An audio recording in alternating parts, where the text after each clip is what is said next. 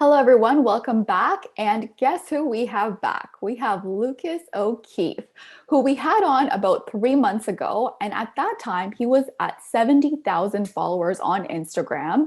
And since then, in 3 months, he has more than doubled. He's at 146,000, I believe, right now. So he is back to talk about something that is very important, which is engagement. So welcome back, Lucas. Oh, it's great to be back. Thanks for having me. So you did a training not too long ago, and it was one of the best trainings that I've seen on Instagram because you talked about, the pitfalls, you talked about the strategy, and you really simplified it and made it really easy to understand. So I wanted to bring you on here to share with our audience exactly how you got engagement on your Instagram that led you to this massive growth. Yeah, and like I say, engagement is huge for actually scaling your account, right? For getting all the eyes on your account and getting you there. So I think it's a topic that's really going to help people out. Let's just first start off with kind of defining what engagement outreach even means. So, how would you define that? Yeah, I guess in its simplest form, engagement outreach is not having to rely on things like hashtags, not having to rely on the explore page or all the things that are in Instagram's control. And it's really taking things into your own hands. And if you want people to see your content, you are communicating with them via comments, via DMs, via stories, in order to get them to want to check out your content or to even get your content showing up more and more on their main page. So it's really just, boots on the ground, getting out there yourself, like you're handing out flyers or, pamphlets for your own brick and mortar business to try to get people to show up. That's what I equate engagement to on Instagram. Awesome. And one of the things that you talked about in your training also was just comment strategy. So I find that a lot of people don't even know kind of where to start, who to comment to, how to comment, not to sound spammy or repetitive or anything like that. So how can someone comment or use comment as a strategy, as an outreach strategy, and not come across as spammy? Yeah, and just to start, the main reason why I like comments so much are because they really occupy a unique notification on someone's phone, right? So if you think about, a lot of people do this thing where they'll go to that like spam, where they'll just go to someone's page and like every post they have, trying to get attention from them or try to fall under their radar. That's not a good strategy because it's not genuine. And also when we do just like a post, let's say, for example, you were to like one of my posts, it would say that you liked it, but maybe 25 others did, right? Your username isn't standing out. Whereas if you were to leave a comment, it would say it was left by you. And I would see that comment completely on its own. I can read it. I can reply to it right there. I can interact with it. That is so much more unique, really giving you your own way to fall under someone's radar than just being branched together with everybody else who has liked or done something like that. And secondly, comments are just authentic, right? To like someone's post, it takes a split second. You don't have to read it to like it.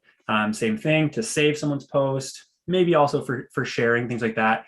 It doesn't take as much actual authentic interest into the content.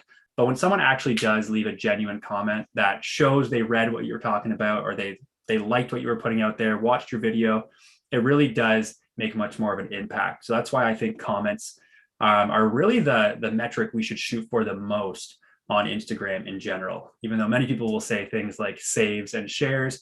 And I do love those. They do have their own place. But I think comments are the ones that show someone cares the most and give you the best feedback as a content creator as well. Yeah, and it's something that you can really actively go and do. Whereas sometimes with your posts, you don't have too much control over how many times people share and things like that. Whereas when you're commenting, you're being super active.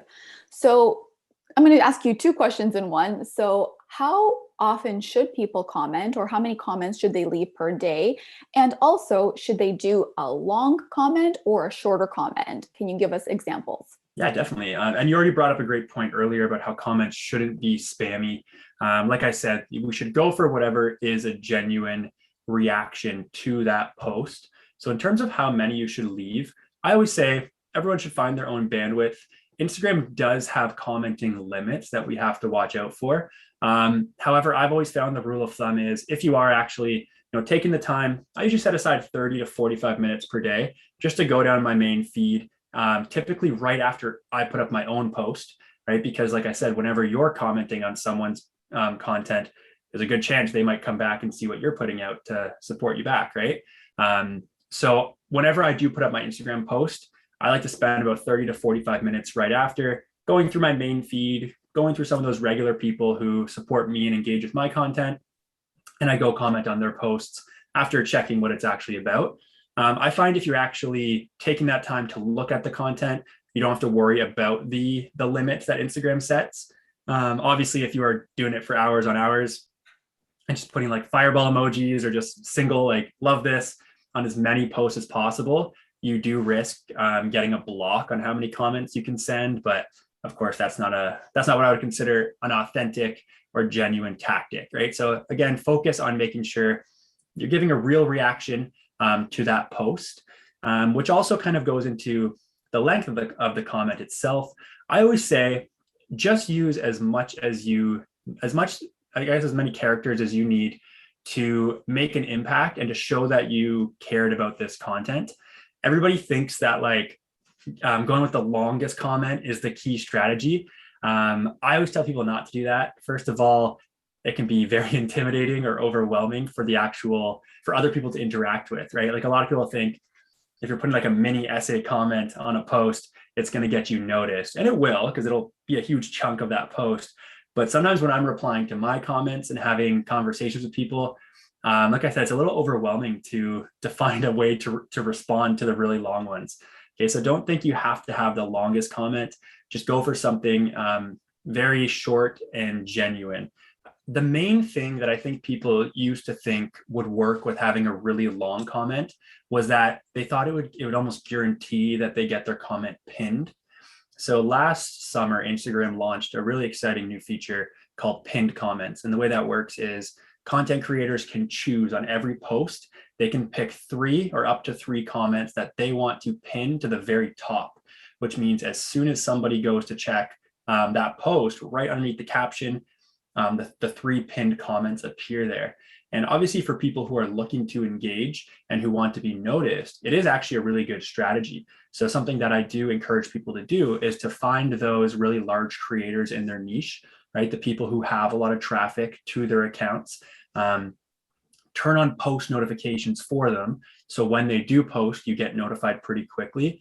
And to really just try to be one of the early people to comment in an authentic way on that post, because if that big creator chooses to pin your comment, you're now getting a good chance that other people in your niche who follow that person and are maybe looking to follow new accounts, you have a good chance that they're going to see your pinned comment and go check out your account, right? So it's just another way to get your name out there and to be seen. My favorite comments are actually the short and funny ones, the ones just kind of like, and not to say everybody has to be funny, it's just one strategy. But if we think about, short and humorous comments, they show that, first of all, I've read the post, because I can't make a joke or I can't make a funny comment about something I don't know the context for. But they're also just quick and they get a reaction right away. So that's always been my favorite approach. But what we can take from that, whether you want to leave funny comments or not, is just make a short comment that's going to get a reaction or a response from that post creator or from other people who are there in that comment section engaging. Yeah, because I'm thinking even with, writing the long comments, then you can only write so many comments in that 40 minutes. So if you're writing all these long comments, maybe you can only get 5 or 6 in that 45 minutes. Whereas if you keep them short, then maybe you can do 15, 20, which gives you more of an outreach. So what are some of your favorite short comments that have really gotten your attention in the past? I always pin probably 1 out of 3 or 2 out of 3 humorous comments. But the other ones I like are actually the comments that almost lend to my own call to action, right? So there's strategy involved in this, but let's say in my post, I want people to save it because I think it's a very, value-packed, educational post that's going to help a lot of people. And obviously saves are a good metric for me because the algorithm does like those quite a bit. So I want people to save my content. If someone happens to comment like, wow, Lucas's post was awesome, I hit save right away. Sometimes I'll actually pin those comments as well because that'll be right at the top. And it's just another way for other people to see oh, if this person commented that they saved this, you know what, maybe I'll save this too, right? That's very much how we work. We are more inclined to do something when we see someone else has already done it, or someone else has already kind of given their sign of good faith for something. So that's another one I will do. And sometimes even, which is what this is one I don't do all the time, but sometimes people will actually almost offer like a counterpoint to the overall post. Don't do it in like an offensive way, but if they do it in like a very respectful way, and not even a counterpoint, just if they even add an additional point, is probably a better way to put it. Like, you know, I really love this topic. Something I would add that I didn't see in this post is this. Sometimes that'll lead to creators pinning your comments too, because they agree. You know what? I should have put that in here. I'm glad you mentioned it. Let me put it right at the top so anybody else can also get that value. So those would probably be the main categories I look at for comments to pin. Yeah, I like that. And also what that does is when you're adding more value to the conversation, it basically gets people interested in your account to say, "Hey, what else does this person have to offer if they had this thing to add that was valuable?" So that's a great way to kind of get more views back on your own account. Exactly. Yeah. Every time you're out there engaging, you are representing your brand. I don't know if I said this yet, but I like to think of every comment as a little billboard that you are putting up somewhere on social media or on Instagram about your brand or your personal brand, right? So, you know, think about advertising. The more billboards out there, the more you're going to be seen, the more chances you get for people to possibly, you know, respond to your call to action, check out your page, DM you, engage with your content, right? So that's why it really does come down to doing it in a genuine way, but also doing it enough that you do get seen when you put out those genuine comments. And it's a lot less expensive than actually putting out these billboards and ads and things like that. So when people say, "Oh, you know, this takes so much effort," yes, it does. But when you equate the same type of effort to, you know, how much money it would cost you to kind of get seen out there, it really does end up being worth it as long as you stay consistent. Yeah, you're absolutely right. And a common complaint, I guess complaint is the word to go with, I get about Instagram is people like to say like, oh, Instagram doesn't want to show my content, hashtags don't work anymore, this and that, right? But it's actually usually because people aren't doing enough engagement. And to really look at the algorithm, I say this all the time, the Instagram algorithm isn't trying to like give people a bad experience. It's not trying to make people think it's a waste of time to create content. It's actually just trying to work alongside people to give the audience or the people viewing the content and scrolling the best possible experience, right? Mhm. And the best way it knows to do that is it looks at the account. So let's say it's looking at me and it wants to decide, okay, how can we give Lucas a great user experience on Instagram so he keeps using it, so we can show him more ads, so we can charge more to our advertisers and things like that. How can we do that? Well, he seems to interact with these, you know, 50 accounts a lot.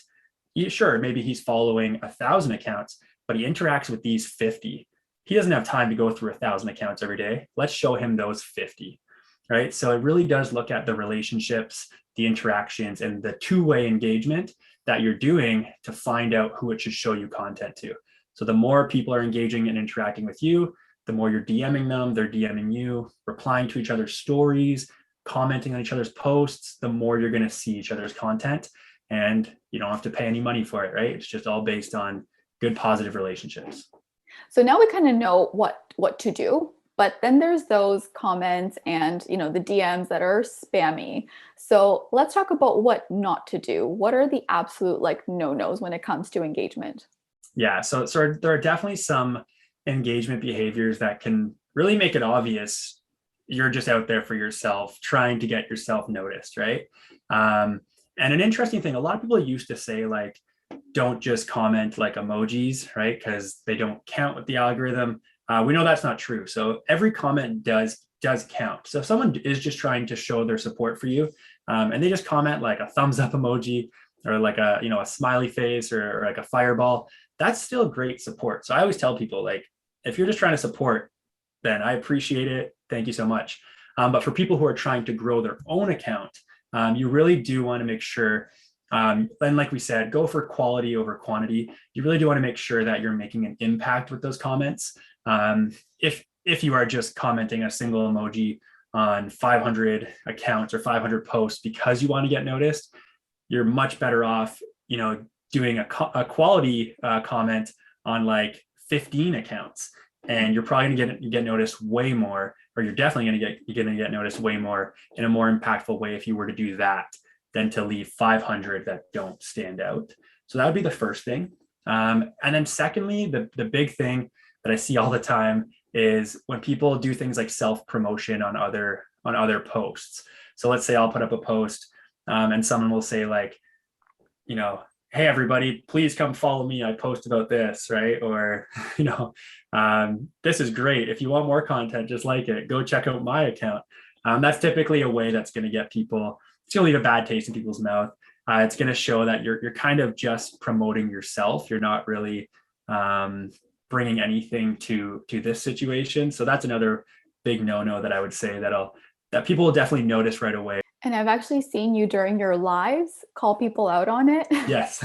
You did such a good job of calling them out because you weren't rude about it. But as you started talking about, you know, what not to do, and you're like, oh, I see a few people have done this right here on this live. So please don't do that. Yeah. It's not a good strategy. And really, if they're doing that, it's a waste of time for them most of the time. And I think you mentioned in your training, it kind of just gives off this like desperate vibe, and nobody really wants to go and follow you if they feel that you need the followers or you need the views. Yeah, it's the same thing with DMing people, because DMs are another great way to engage. I actually always say start with the comments, right? Like warm up the conversation, and don't expect it to happen all in one day or even in like 1 week, right? Or one interaction. You know, start commenting on stuff. Make sure it's someone whose content you actually enjoy, so it's authentic. But start commenting on their content, getting your name out there, getting noticed, building that relationship, and then send them a DM and say, you know, hey, so and so, I've actually really enjoyed your content for the last little while. Maybe this one I've really enjoyed in particular. Just want to say, keep doing what you're doing, right? Don't ask them to follow you back. Don't say, like the biggest pet peeve I get too is when people say, I've just given you a follow, I'd love if you do the same. Or like, I've just followed you. It's like, I can see that, thank you. It makes it very obvious that, and maybe they're not, because a lot of people don't know what they're doing when they first start out, which is fine. But for people who are doing that on purpose, it is very obvious that they are just kind of hoping to get something in return. So I always say engagement, the big thing for engagement is to kind of just do it without expectation. Yeah, there's a strategy involved. Yes, you're doing it partially because you do want to grow your account. That's okay.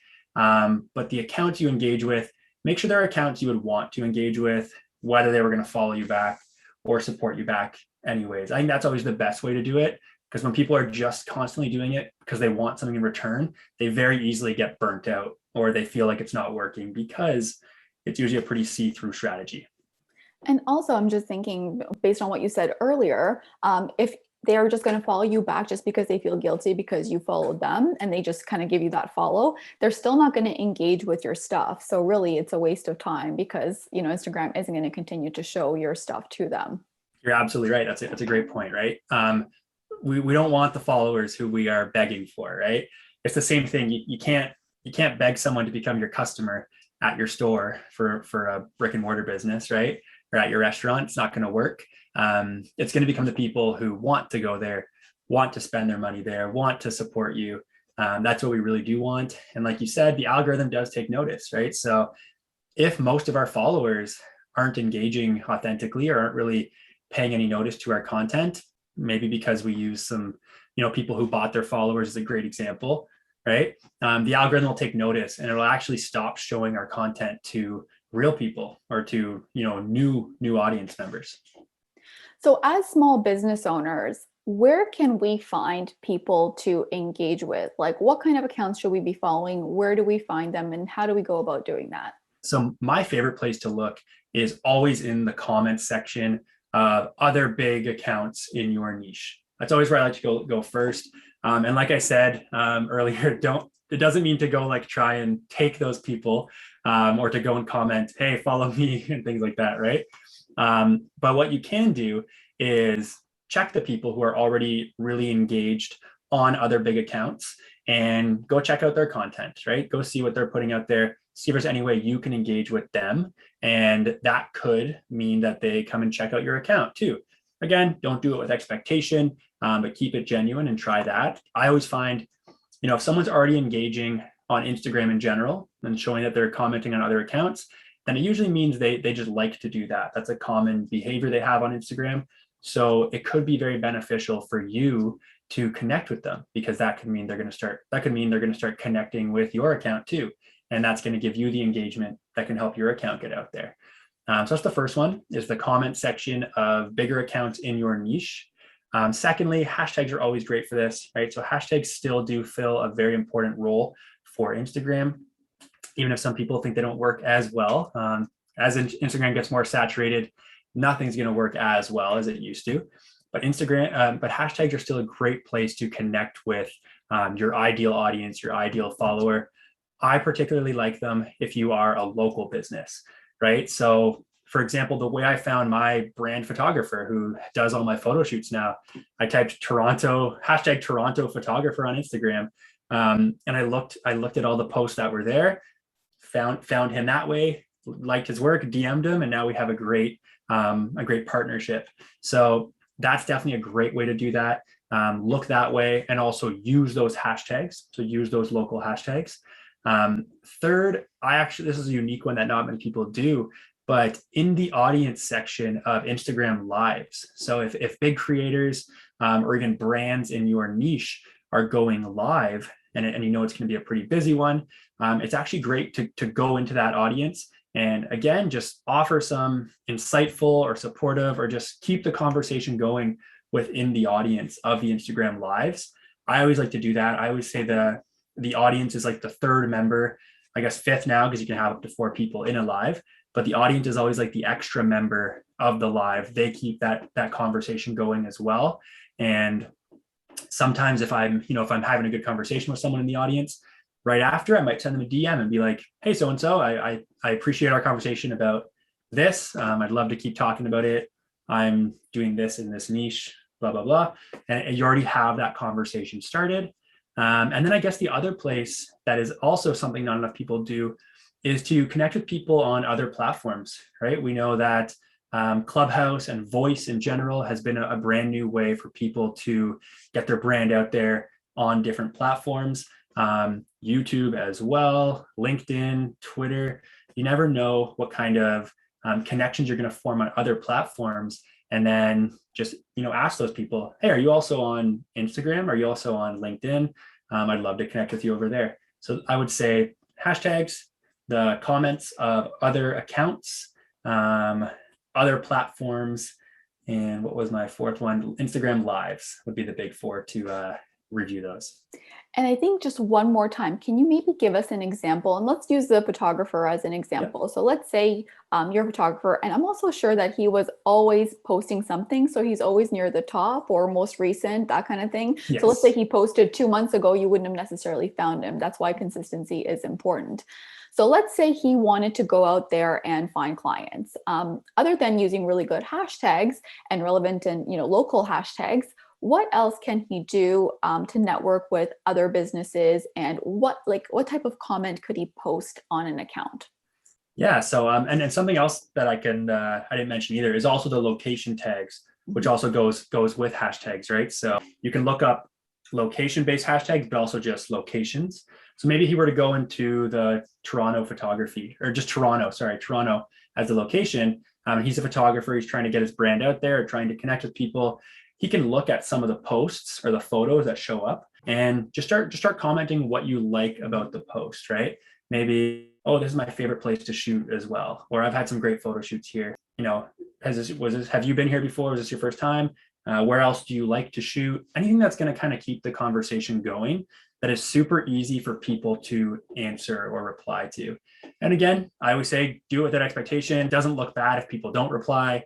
You're just getting your name out there. We all know that, not even to say the word rejection, but we all know it's something that that just happens, right? When you put your brand out there, a lot of times, you can't let those times discourage you from ever doing it again. I'm sure I've tried to engage or comment or DM people thousands of times, and I haven't received a reply, but there have been thousands and thousands where I have received a reply, and each one of those has helped me grow my business and my brand on Instagram. So just stay authentic and keep persevering is what I would say, and do it without any significant expectation. Do it because you want to, I get tons of DMs, but the ones that seem so professional sometimes just seem very like spammy to me. Whereas the ones I'll easily reply to will be the ones that kind of, take me off guard a little bit because they said something funny, or this is something a bit more casual, something short and to the point. Those are the ones I'm more likely to reply to now. Would it be 2, 3 lines, or like what would be considered like an optimal comment? Yeah, I like 2, 3 lines. I think that's a great way. Like I said, if it's funny, you can usually get away with one or two and keep it to the quick and to the point. But 2, 3 lines is usually a great way to go. Longer than that, it starts to get a little bit daunting to reply to. Shorter than that, it's a bit tough to actually to make an impact and to stand out. Awesome. Well, those are some really great points, Lucas. And if you guys want to check out Lucas's account, I'm going to link it right here in the description below. He actually has a full training on this, and I think it's like 78 minutes. So you guys really should check that out and take really good notes, because this will get you to grow your account. And he is proof without engagement groups, which we'll talk about Yes. another time when Yes. we open up that can of worms. But so thanks again, Lucas, for being with us here. This was really, really great. And you guys just take it and apply it, and then comment below and let us know if you actually are going to apply it, and make sure that you go and check out Lucas's account on Instagram as well. Great. Thank you very much. Always a pleasure to be here. So for the next marketing video to help your small business, I want you to click the link right over here, and I'll see you in the next one. Bye for now.